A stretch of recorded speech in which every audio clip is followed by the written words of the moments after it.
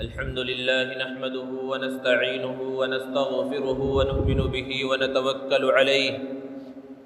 ونعوذ بالله من شرور أنفسنا ومن سيئات أعمالنا من يهده الله فلا مضل له ومن يضلله فلا هادي له ونشهد أن لا إله إلا الله وحده لا شريك له ونشهد أن سيدنا ومولانا محمدا عبده ورسوله صلى الله تعالى عليه وعلى آله وأصحابه وبارك وسلم تسليما كثيرا كثيرا. أما بعد فأعوذ بالله من الشيطان الرجيم. بسم الله الرحمن الرحيم. ومن شر حاسد إذا حسد. وقال النبي صلى الله عليه وسلم: إياكم والحسد فإن الحسد يأكل الحسنات كما تأكل النار الحطب أو كما قال عليه الصلاة والسلام. محترم حضرات، سامعین کرام، بزرگوں اور دوستوں، انسان کو جو بیماریاں لاحق ہوتی ہیں وہ دو طرح کی ہیں. ایک جسمانی بیماری ہے اور دوسرے روحانی بیماری. جسمانی بیماری یہ ہے کہ اسے بخار ہو جائے، نزلہ ہو جائے، کھانسی ہو جائے، بدن کے کسی حصے پر کوئی زخم آ جائے، کوئی حصہ درد کرنے لگے. یہ ساری جسمانی بیماریاں ہیں، اور اگر بروقت ان کا علاج کیا جائے تو ان بیماریوں سے نجات بھی حاصل ہو جاتی ہے. اور ایک اعتبار سے یہ بیماریاں انسان کے لیے فائدہ مند ہیں کہ یہ جب بیماریاں آتی ہیں تو اگرچہ انسان تکلیف میں مبتلا ہوتا ہے، لیکن پیارے آقا صلی اللہ علیہ وسلم نے ارشاد فرمایا کہ اس بیماری کی وجہ سے اس کی نیکیوں کے اندر اضافہ ہوتا ہے، اور پھر شفا مل گئی تو دنیاوی اعتبار سے بھی فائدہ ہوا. لیکن اگر بیماری ایسی ہے کہ جس سے شفا حاصل نہ بھی ہوئی اور اسی بیماری کے اندر اس کا انتقال بھی ہو گیا، تب بھی وہ فائدے میں ہے، کیونکہ بیماری کی وجہ سے اس کے نام اعمال میں اضافہ ہوا. تو یہ جسمانی بیماریوں کا حال ہے. دوسری بیماری جو کہلاتی ہے وہ روحانی بیماریاں ہیں. روحانی بیماریاں، اندرونی بیماریاں، باطنی بیماریاں، وہ بغض ہے، کینہ کپٹ ہے، حسد ہے، غیبت ہے. یہ ساری چیزیں جو انسان کے دل کو خراب کر دیتی ہیں، یہ سب روحانی بیماریاں کہلاتی ہیں. اور یہ بیماریاں جب کسی انسان کے اندر پیدا ہو جائیں اور بروقت ان کا علاج کر لیا جائے تو انسان غلط راستے سے بچ جاتا ہے، گناہوں سے بچ جاتا ہے، آخرت کی تباہی اور بربادی سے بچ جاتا ہے. لیکن اگر ان بیماریوں کا علاج نہ کیا گیا اور انہی بیماریوں کے اندر اس کا انتقال ہو گیا تو پھر آخرت کا جو مرحلہ ہے وہ بڑا خطرناک مرحلہ ہوگا. دوستو، یہ روحانی بیماریوں میں سے ایک بہت بری بیماری جو ہمارے معاشرے کے اندر ایک ناسور کی طرح پھیلی ہوئی ہے وہ حسد کی بیماری ہے. معاشرے کے اوپر آپ غور کریں، آس پاس رہنے والوں پر غور کریں تو پتہ چلے گا کہ بہت کم لوگ ایسے ہیں جو اس بیماری سے بچے ہوئے ہیں. اچھے خاصے پڑھے لکھے لوگ اور بظاہر دیندار نظر آنے والے لوگ بھی اس بیماری میں کسی نہ کسی طرح مبتلا نظر آتے ہیں. حسد کی حقیقت کیا ہے؟ حسد کی حقیقت یہ ہے کہ ہم نے کسی انسان کو دیکھا، اللہ رب العزت نے اسے کچھ نعمتوں سے نواز رکھا ہے. نعمتیں دو طرح کی ہوتی ہے، ایک دنیاوی نعمتیں ہیں، دوسرے دینی نعمتیں ہیں، اخروی نعمتیں ہیں. تو نعمتیں چاہے جس طرح کی ہوں، جب سامنے والے کو ان نعمتوں کے اندر دیکھا تو دل کے اندر کڑھن پیدا ہوئی، جلن پیدا ہوئی کہ اس کو یہ نعمت آخر کیوں مل گئی، اس کو یہ نعمت نہیں ملنی چاہیے تھی، اس کے پاس سے یہ نعمت چھن جائے تو اچھا ہے. کئی مثالیں ہو سکتی ہیں. کسی کو دیکھا کہ اس نے بہت اچھا گھر بنا لیا ہے تو دل کے اندر کڑھن پیدا ہوئی کہ اس کا گھر تباہ و برباد ہو جائے، اس کو یہ پیسہ آخر کیوں مل گیا کہ اس نے اتنا اچھا گھر بنا لیا. کوئی اچھا طاقتور ہے، صحت مند ہے، بیماریوں سے بچا ہوا ہے تو دل کے اندر کڑھن اور جلن پیدا ہو رہی ہے کہ آخر یہ کیوں اتنا جو ہے بیماریوں سے بچا ہوا ہے، کیوں اتنا مضبوط ہے، کیوں اتنا صحت مند ہے. کسی کو اچھی ملازمت مل گئی تو دل کے اندر کڑھن پیدا ہو گئی، جلن پیدا ہو گئی کہ اس کو اتنی اچھی ملازمت کیوں مل گئی، اس سے یہ ملازمت چھن جائے اور مجھے یہ ملازمت مل جائے. یہ حسد ہے. اسی طرح کسی نے تجارت شروع کی، اس کی تجارت میں خوب نفع ہوا تو اب دل کے اندر کڑھن اور جلن پیدا ہوئی کہ اس کی تجارت کیوں اس طرح بڑھ رہی ہے، اس کی تجارت کے اندر نقصان ہو جائے اور میری تجارت کے اندر اضافہ ہو جائے۔ یہ سب حسد کی صورتیں ہیں۔ اگر ہم غور کریں تو یہ جو حسد کی صورتیں ہیں یہ صرف حسد ہی نہیں ہے بلکہ اللہ کے فیصلے پر ایک طرح سے اعتراض ہے، کیونکہ دینے والا اللہ ہے، ہر ایک کے حق میں روزی لکھنے والا اللہ ہے، کس کو کتنی روزی دینا ہے اس کا مالک اللہ ہے۔ تو ہم جو یہ کہہ رہے ہیں کہ فلاں نے اتنا اچھا گھر کیوں بنا لیا، فلاں کی صحت اتنی اچھی کیوں ہے، فلاں کی ملازمت اتنی اچھی کیوں مل گئی، فلاں کی تجارت اتنی اچھی کیوں چل رہی ہے، تو ہم صرف اس کے ان عمل پر اعتراض نہیں کر رہے بلکہ اللہ کے فیصلے پر اعتراض کر رہے ہیں کہ اللہ نے اس کو اتنا کیوں دے دیا، اللہ نے اس کو اتنا کیوں دے دیا، اللہ نے اس کو اتنے مال و دولت سے کیوں نواز دیا، اللہ نے اس کو اتنی نعمتوں سے کیوں نواز دیا۔ نعوذ باللہ ثم نعوذ باللہ، یہ اللہ کے فیصلے پر اعتراض ہے۔ تو یہ حسد کے 3 درجات ہیں اور یہ سب کے سب خطرناک ہے۔ پہلا درجہ یہ ہے کہ جب کسی کو کسی نعمت کے اندر دیکھا تو دل کے اندر خواہش پیدا ہوئی کہ یہ نعمت مجھے بھی مل جائے، اس کے پاس بھی باقی رہے تو اچھا ہے، یا کم سے کم مجھے ملے، چاہے ہو سکتا ہے اس کے پاس سے ختم بھی ہو جائے۔ یہ پہلا درجہ ہے جو چھوٹا درجہ ہے۔ دوسرا درجہ یہ ہے کہ جب کسی کو کسی نعمت کے اندر دیکھا تو دل کے اندر خواہش پیدا ہوئی کہ اس کے پاس سے یہ نعمت چھن جائے اور وہ نعمت مجھے مل جائے۔ یہ اس سے بڑا درجہ ہے گناہ کے اعتبار سے۔ اور تیسرا جو سب سے خبیث ترین درجہ ہے، رذیل ترین درجہ ہے، سب سے برا درجہ ہے، وہ یہ ہے کہ کسی کو کسی نعمت کے اندر دیکھا، کسی شخص کو دیکھا کہ اللہ نے اس کو اس نعمت سے نواز رکھا ہے، تو اس کے دل کے اندر یہ خواہش پیدا ہوئی کہ اس سے یہ نعمت چھن جائے، مجھے ملے چاہے نہ ملے، اس کے پاس یہ نعمت نہیں رہنی چاہیے، اس کے پاس یہ خوبی نہیں رہنی چاہیے، اس کے پاس یہ دولت نہیں رہنی چاہیے۔ یہ سب سے برا درجہ ہے حسد کا۔ اور جب انسان حسد کے اندر مبتلا ہوتا ہے، اللہ کے رسول صلی اللہ علیہ وسلم نے ارشاد فرمایا ایاکم والحسد، حسد سے بچو۔ یہ اتنی بری بیماری ہے کہ اس سے بچنا فرض ہے، فرض عین ہے، واجب ہے۔ آگے اللہ کے رسول صلی اللہ علیہ وسلم نے ارشاد فرمایا فَإِنَّ الْحَسَدَ يَأْكُلُ الْحَسَنَاتِ، کیونکہ جو حسد ہے وہ نیکیوں کو کھا جاتا ہے، كَمَا تَأْكُلُ النَّارُ الْحَطَبَ، جس طرح کی آگ لکڑی کو کھا جاتی ہے۔ آگ 2 طرح کی ہوتی ہے، ایک یہ ہے کہ آگ کو جلایا گیا اور آگ کے زوردار شعلے بلند ہوئے اور آنن فانن اس آگ نے ساری لکڑیوں کو اور آس پاس کی چیزوں کو جلا ڈالا، تو یہ بہت زور کی آگ ہوتی ہے اور ہر ایک کو نظر آتی ہے، ساری چیزیں جلتی ہوئی نظر آتی ہیں۔ لیکن ایک آگ اور ہوتی ہے جو لکڑی پر لگا دی جائے تو لکڑی کو آہستہ آہستہ آہستہ جلاتی ہے کہ اس کے شعلے بلند نہیں ہوتے، اس کے اندر سے بہت زیادہ آگ کے شعلے نظر نہیں آتے، لیکن آہستہ آہستہ اس لکڑی کو جلا ڈالتی ہے اور پتہ بھی نہیں چلتا۔ حسد کی بیماری کے بارے میں اللہ کے رسول صلی اللہ علیہ وسلم نے ارشاد فرمایا یہ حسد کی بیماری ایسے ہی ہے کہ انسان اچھے اعمال کر رہا ہے، نماز پڑھ رہا ہے، روزہ رکھ رہا ہے، صدقہ خیرات کر رہا ہے، سب کچھ کر رہا ہے، نام اعمال میں بظاہر نظر آ رہا ہے کہ اس کی نیکیاں جمع ہو رہی ہیں، لیکن حسد کی بیماری کے اندر مبتلا ہے تو آہستہ آہستہ اس کی نیکیاں ختم ہوتی چلی جاتی ہیں اور اسے پتہ بھی نہیں چلتا کہ اس کا نام اعمال خالی ہے۔ وہ سمجھتا ہے کہ میں نے تو نمازیں بھی پڑھی ہیں، میں نے نمازیں نہیں چھوڑی، میں نے نمازوں کو قضا نہیں کیا، میں نے روزے بھی نہیں چھوڑے ہیں، میں نے نفلی صدقہ خیرات بھی کیے ہیں، میں نے زکوٰۃ بھی ادا کی ہے، میں نے سب کچھ کیا ہے، میرا نام اعمال تو بہت ہے، لیکن دل صاف نہیں ہے۔ وہ دل کیسا صاف ہونا چاہیے جس کو اللہ رب العزت نے بیان فرمایا الا من اتى اللہ بقلب سلیم، کہ اللہ کے پاس جب آئے تو صحیح سالم دل لے کر اللہ رب العزت کے دربار کے اندر پہنچے کہ یہ دل ہر برائی سے، ہر خرافات سے خالی ہو، تو وہ دل اللہ رب العزت کے نزدیک مقبول ہوگا۔ ایسا دل نہیں ہے تو پھر نام اعمال کے اندر گویا کہ ایک نل لگا ہوا ہے، نیچے سوراخ ہے، اوپر سے نام اعمال میں بہت ساری چیزیں جا رہی ہیں اور آہستہ آہستہ سب ختم ہوتی جا رہی ہیں کہ ہمیں اس کے بارے میں کچھ پتہ بھی نہیں چل رہا ہے۔ اور پھر حسد کرنے کا جو نقصان ہوتا ہے،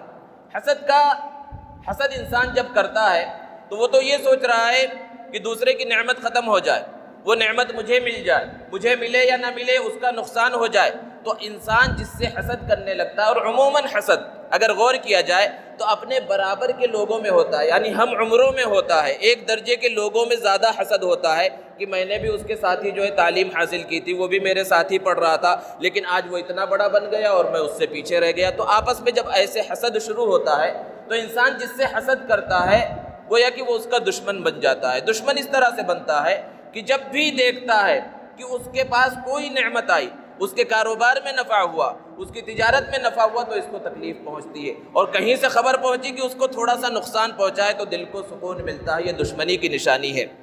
اور دشمن دوسرے کے بارے میں ہمیشہ نقصان چاہتا ہے، تو جس سے حسد کرنے لگتا ہے انسان اس کو اپنا دشمن بنا لیتا ہے۔ تو دنیاوی اعتبار سے بھی وہ اپنے اس شخص کو جس سے حسد کر رہا ہے اس کو فائدہ پہنچاتا ہے، اور آخرت کے اعتبار سے بھی اس کو فائدہ پہنچاتا ہے۔ دنیاوی اعتبار سے اس کو یہ فائدہ پہنچاتا ہے کہ جب بھی اس کے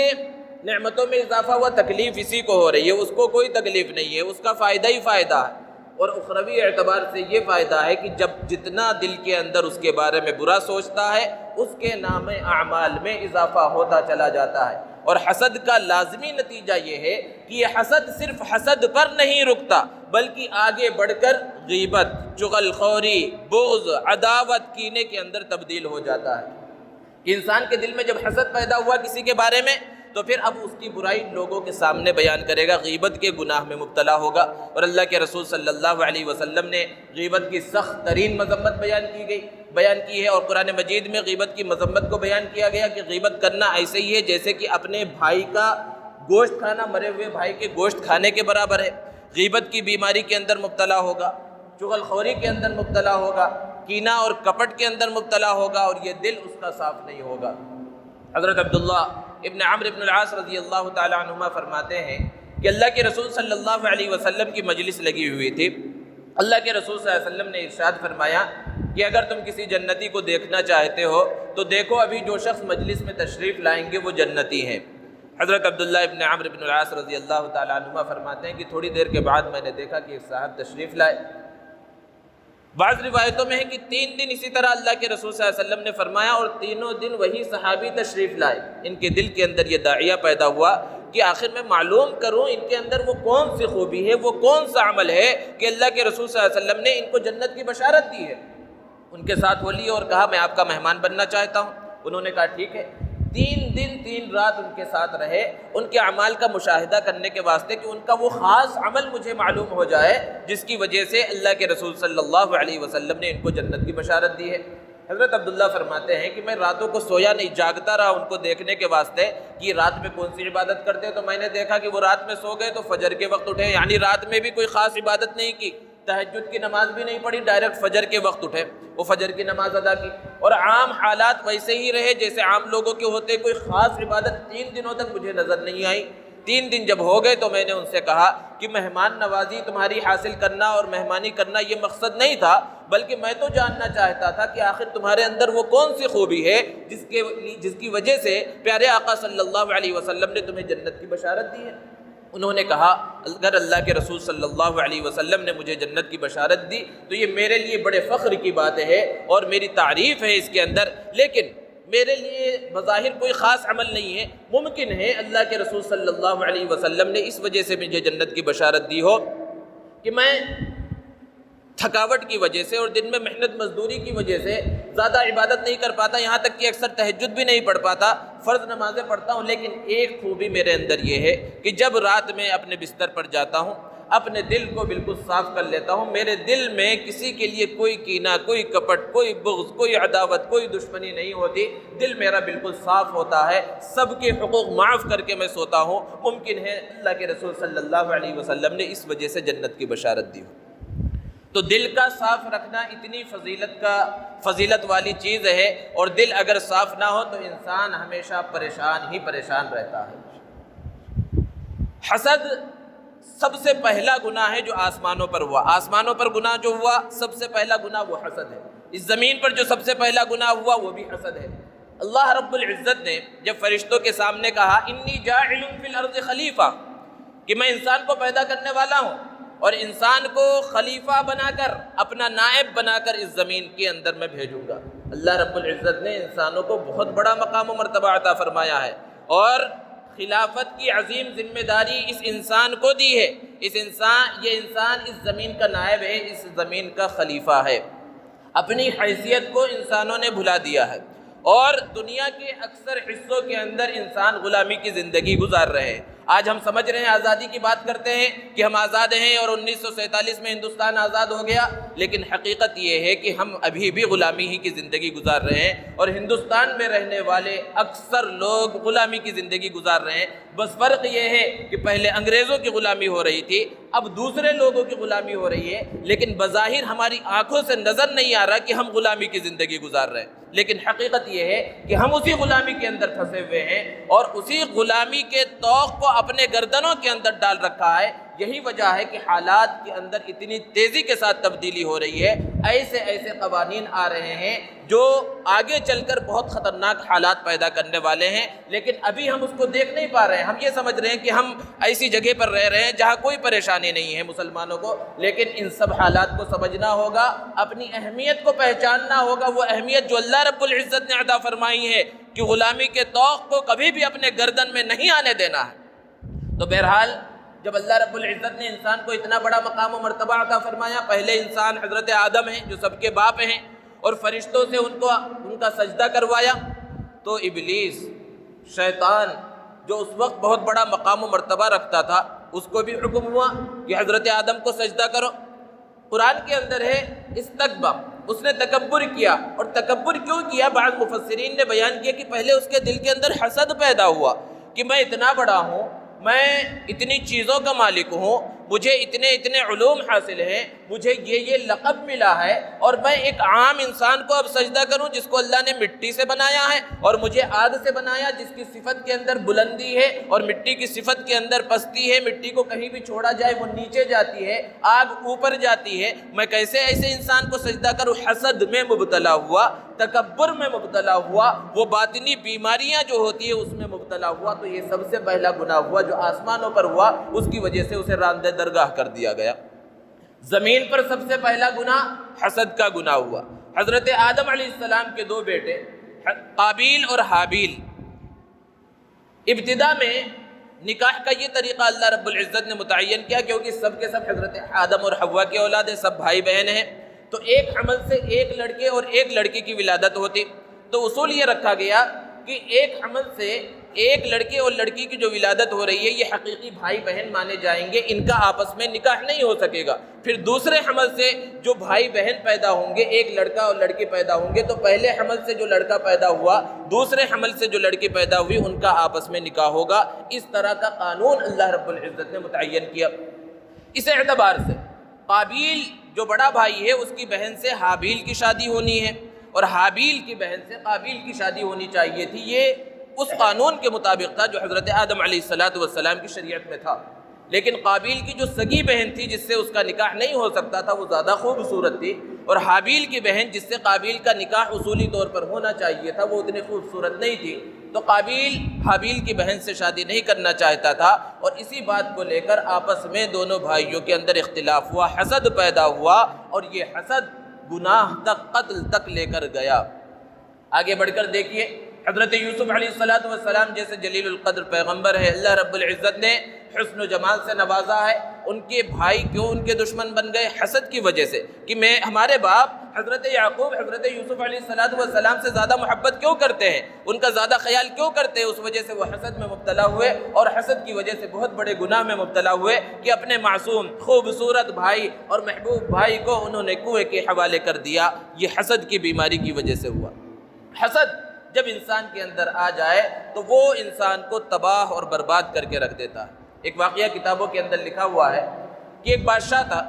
اس کے پاس ایک خاص وزیر تھا اور ایک عام آدمی تھا جو بادشاہ کے قریب رہتا تھا، اور بادشاہ اس سے محبت کرتا تھا اس کے ایک کام کی وجہ سے، کہ صبح صبح وہ اعلان کرتا کہ جو نیکی کرنے والے ہیں ان کو ان کا بدلہ مل کر رہے گا، اور جن کے دلوں کے اندر برائی ہے وہ اپنی برائی کی وجہ سے ہی مارے جائیں گے، کچھ کرنے کی ضرورت نہیں ہے، حسد اور بیماری اور برائی کی وجہ سے ہی ان کا انجام ہو جائے گا۔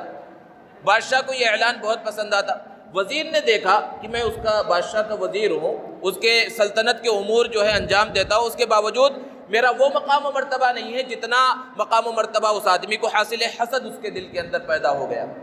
اور اس نے یہ سوچا کہ کسی طرح بادشاہ کی نظر میں اس شخص کا مرتبہ گرا دوں، اس شخص کو بادشاہ کی نظروں سے میں گرا دوں۔ تو اب اس نے حاسد کیسے کیسے طریقے اپناتا ہے سامنے والے کو گرانے کے واسطے، اس واقعے سے پتہ چلتا ہے۔ اس آدمی کے پاس دوست بن کر اور اس کا ہمدرد اور خیرخواہ بن کر گیا اور کہا مجھے آپ سے بہت محبت ہے، میں آپ کی دعوت کرنا چاہتا ہوں۔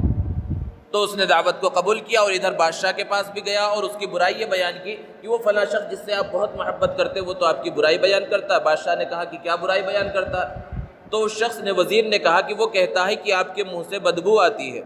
تو بادشاہ نے کہا کہ اچھا ٹھیک ہے، میں اس کا امتحان لوں گا۔ اور ادھر وزیر نے اس شخص کو اپنے گھر پر بلایا، طرح طرح کے کھانے تیار کیے دعوت کے اندر، اور ایسی چیزوں سے کھانا تیار کیا جس کے اندر پیاز اور لہسن شامل تھا، جس کے کھانے کی وجہ سے منہ کے اندر بدبو پیدا ہو جاتی ہے۔ تو اس شخص نے ان کھانوں کو کھایا، اور جب کھانے سے فارغ ہوا بادشاہ کی طرف سے بلاوا آیا۔ تو اس شخص نے یہ سوچا کہ ابھی میں نے یہ کھانا کھایا ہے جس میں پیاز اور لہسن وغیرہ شامل تھا، اسی حالت میں اگر بادشاہ کے پاس جاؤں گا تو بادشاہ کو میرے منہ کے بدبو کی وجہ سے تکلیف ہوگی۔ تو بادشاہ کے پاس جب پہنچا تو اپنے منہ پر اس نے اس طرح ہاتھ رکھ رکھا تھا تاکہ بادشاہ کو اس کے منہ کی بدبو نہ پہنچے۔ اور بادشاہ کو چونکہ اس نے پہلے پٹی پڑھائی تھی، بادشاہ نے یہ سوچا کہ اچھا اس نے اپنے ناک پر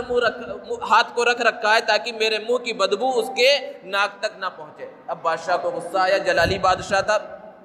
پہلے بادشاہوں کا یہ طریقہ تھا کہ وہ خود سے سزائیں نہیں دیتے تھے، انعامات نہیں دیتے تھے، ان کے جو حکماء اور گورنر ہوتے تھے ان کے نام فرامین جاری کرتے تھے۔ تو ایک بہت خوبصورت اس نے لفافہ تیار کیا اور اس کے اندر کوئی چیز لکھی اور اس کے حوالے کر دیا کہ فلاں حاکم کے پاس جاؤ، تمہارا انعام ہے۔ اب وہ شخص وہ خوبصورت لفافہ لے کر جب روانہ ہوا تو وزیر کے دل کے اندر اور جو ہے کڑھن پیدا ہوئی کہ میں تو اس کو سزا دلوانا چاہتا تھا اور اسے تو انعام مل گیا۔ اب پھر اس شخص کے پاس گیا اور اس سے کہا کہ بھئی آپ نیک آدمی ہیں، نماز روزہ کرنے والے آدمی ہیں، کہاں اتنی دور سفر کر کے جائیں گے، مجھے یہ لفافہ دے دو، میں یہ لفافہ پہنچا دوں گا، تم اپنے کام کے اندر رہو۔ وہ سیدھا سادھا آدمی تھا، ان سازشوں کو سمجھتا نہیں تھا، اس نے وہ لفافہ اس کے حوالے کر دیا وزیر کے، اور وزیر یہ سوچ رہا ہے کہ مجھے اب بڑا انعام حاصل ہوگا، خامخواہ اس کو یہ انعام کیوں حاصل ہو۔ وہ گورنر کے پاس پہنچا اور کہا بادشاہ نے مجھے بھیجا ہے یہ لفافہ دے کر آپ سے انعام حاصل کرنے کے واسطے۔ جب گورنر نے اس لفافے کو کھولا تو دیکھا اس کے اندر بادشاہ نے لکھا ہے کہ یہ حامل رقع، یہ لفافہ لے کر جو شخص آ رہا ہے اس کی گردن کو فوراً اڑا دیا جائے اور اس کے بدن کو گھاس پھوس بھر کر اور پھر میرے پاس بھیج دیا جائے اس کو۔ تو اس نے پڑھ کر بتایا کہ اس کے اندر بادشاہ نے یہ حکم دیا ہے کہ تمہاری گردن کو اڑا دیا جائے۔ اب وہ وزیر کہنے لگا، منت سماجت کرنے لگا کہ نہیں نہیں، یہ فلاں شخص کو دیا گیا تھا، مجھے نہیں دیا گیا، لیکن وہ کہاں ماننے والا تھا کہ اس کے اندر تو لکھا ہوا ہے جو بھی حامل رقع ہے، جو بھی لفافہ لانے والا ہے اس کے ساتھ یہ معاملہ کیا جائے گا۔ تو اس نے اس کو ختم کر دیا۔ وہ شخص اپنے حسد کی آگ میں جو جل رہا تھا اس کا یہ انجام ہوا۔ اور ادھر جب دوسرا دن ہوا، بادشاہ نے سنا وہ آدمی جس کو سزا کے واسطے بھیجا تھا وہ پھر موجود ہے اور پھر وہی اعلان کر رہا ہے کہ نیکی کرنے والے کو اس کا بدلہ ملے گا اور جو برائی سوچنے والا ہے وہ اپنی برائی کی وجہ سے خود تباہ و برباد ہو جائے گا۔ بادشاہ پریشان ہوا، اس کو بلایا، پوچھا ماجرا کیا ہے، اور اتنے میں اس کی لاش بھی ادھر سے پہنچ گئی۔ تو بادشاہ کو اس نے پورا واقعہ سنایا اور کہا کہ نہیں، میں نے تو کبھی یہ نہیں سوچا، کبھی آپ کی برائی نہیں بیان کی کہ آپ کے منہ سے بدبو آتی ہے۔ پورا ماجرا اس طرح ہوا تھا کہ اس نے مجھے دعوت دی تھی اور کھانے کے اندر لہسن اور پیاز کھلایا تھا، اس لیے میں نے اپنے منہ پر ہاتھ رکھ رکھا تھا تاکہ آپ کو تکلیف نہ پہنچے۔ بادشاہ پورے ماجرے کو سمجھ گیا اور اس نے کہا کہ ٹھیک ہے، یہ انجام ہوتا ہے حسد کا۔ تو حسد کرنے والا دنیا کے اندر بھی نقصان اٹھاتا ہے اور اخروی نقصان تو اس کا ہوتا ہی ہوتا ہے۔ اس لیے اپنے آپ کو حسد جیسی خطرناک بیماری سے بچانے کی کوشش کرنی چاہیے کہ اگر انسان اس طرح حسد کے اندر مبتلا رہے گا تو پھر ہمیشہ وہ انہی چیزوں کے سوچنے میں کہ فلاں کو جو ہے فلاں کو ترقی مل گئی، فلاں کو جو ہے بڑا مقام و مرتبہ مل گیا، اسی چیز کو سوچنے کے اندر وہ اپنی زندگی کو تباہ و برباد کر دیتا ہے اور خود کوئی ترقی نہیں کر پاتا۔ یہاں ہمیشہ یہ سوچنا چاہیے کہ اگر فلاں کو اللہ رب العزت نے نواز رکھا ہے، یہ نعمتیں عطا کر رکھی ہیں جو نعمتیں بظاہر میرے پاس نہیں ہیں، تو انسان یہ سوچے حسد سے بچنے کے واسطے کہ اس کو وہ نعمت ملی ہوئی ہے لیکن مجھے یہ نعمت ملی ہوئی ہے جو اس کے پاس نہیں ہے۔ انسان اپنی نعمتوں پر غور کرے کہ اللہ رب العزت نے مجھے ان سب چیزوں سے نواز رکھا ہے، حضرت عبداللہ ابن مبارک رحمۃ اللہ علیہ فرماتے ہیں کہ پہلے میرا اٹھنا بیٹھنا مالدار لوگوں کے ساتھ تھا تو ہمیشہ میں حسرت میں، تکلیف میں، پریشانی میں مبتلا رہتا، کیونکہ میں لوگوں کو دیکھتا کہ فلاں کا گھر میرے گھر سے اچھا ہے، فلاں کی سواری میرے سواری سے اچھی ہے، فلاں کا لباس میرے لباس سے اچھا ہے، تو ہمیشہ کڑھن میں، تکلیف میں ہی مبتلا رہتا۔ پھر میں نے اپنا اٹھنا بیٹھنا فقراء کے ساتھ کیا، کم درجے کے لوگوں کے ساتھ کیا، تو پھر میرے دل کو اطمینان حاصل ہو گیا، سکون حاصل ہو گیا، کیونکہ اب جب میں اپنے ساتھ کے لوگوں کو دیکھتا تو میرے دل کے اندر یہ بات آتی کہ اللہ رب العزت نے مجھے اس سے بھی زیادہ دے رکھا ہے، اس سے بھی زیادہ دے رکھا ہے، میری سواری اس کی سواری سے اچھی ہے، میرا گھر اس کے گھر سے اچھا ہے۔ اسی لیے کہا گیا ہے کہ دنیا کے معاملے کے اندر ہمیشہ اپنے سے نیچے جو لوگ ہیں ان کو دیکھنا چاہیے کہ اللہ نے مجھ کو جو گھر دے رکھا ہے فلاں کے گھر سے بھی اچھا ہے، فلاں کی سواری سے میری سواری اچھی ہے، اور دین کے معاملے میں اپنے سے اوپر والوں کو دیکھنا چاہیے کہ میں صرف فرض نمازیں پڑھتا ہوں اور فلاں شخص تہجد بھی پڑھتا ہے، فلاں شخص یہ عمل بھی کرتا ہے۔ تو دین کے معاملے میں اپنے سے اوپر کے لوگوں کو دیکھنا چاہیے، اور دنیا کے معاملے میں اپنے سے نیچے لوگوں کو دیکھنا چاہیے، تو اپنے کو جو نعمتیں ملی ہوئی ہیں ان کی قدر ہوگی۔ اور اگر یہ چیز ہم نہیں اپنائیں گے تو ہمیشہ دل ہمارا تکلیف و پریشانیوں کے اندر مبتلا رہے گا۔ اسی لیے پیارے آقا صلی اللہ علیہ وسلم نے ارشاد فرمایا وَلَا تَحَاسَدُوا وَلَا تَبَاغَضُوا وَكُونُوا عِبَادَ اللَّهِ إِخْوَانًا، حسد مت کرو، آپس میں بغض و عداوت مت رکھو، اللہ کے بندے بن کر رہو، بھائی بھائی بن کر رہو۔ اور ایک حدیث میں اللہ کے رسول صلی اللہ علیہ وسلم نے ارشاد فرمایا کہ کسی انسان کے اندر، انسان کے دل میں ایمان اور حسد ایک ساتھ جمع نہیں ہو سکتے، یا تو ایمان ہوگا یا پھر حسد ہوگا۔ یعنی اگر دل کے اندر حسد ہے تو وہ ایمان جو کامل ایمان ہے وہ ایمان اس کے دل کے اندر جاگزی نہیں ہوگا، وہ اس کے دل کے اندر نہیں بیٹھے گا۔ اس لیے اس خطرناک بیماری سے جو کئی خطرناک روحانی بیماریوں کا ذریعہ ہے، وہاں تک پہنچانے والی ہے، اس سے خود اپنے آپ کو بچانا چاہیے، اس سے بچنے کی کوشش کرنا چاہیے۔ اللہ رب العزت سے دعا ہے اللہ تبارک و تعالی حسد جیسی مہلک بیماری اور اس معاشرتی ناسور سے ہماری اور پوری امت مسلمہ کی حفاظت فرمائے اور اپنے دل کو صاف کرنے کی توفیق عطا فرمائے۔ وآخر دعوانا الحمدللہ رب العالمین۔